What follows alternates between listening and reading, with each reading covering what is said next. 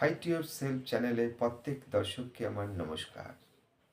আগের দিন আমরা জানতে পারলাম কিভাবে মনকে শান্ত করতে হবে। শান্ত মন হলেই আমাদের 50% কাজ হয়ে গেল। প্রত্যেকটা কাজ যখন আমরা সকাল থেকে শুরু করব, শান্ত মনে আমরা কোনো কামনা বাসনা না নিয়ে ধীর স্থিরভাবে কাজটা করব এবং মুক্তজীব হয়ে।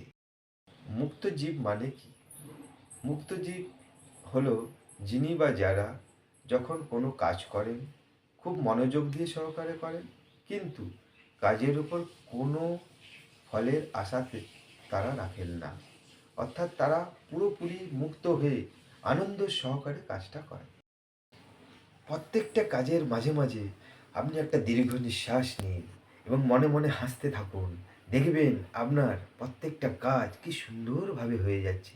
পুরোপুরি এটা একটা মাইন্ডের খেলা।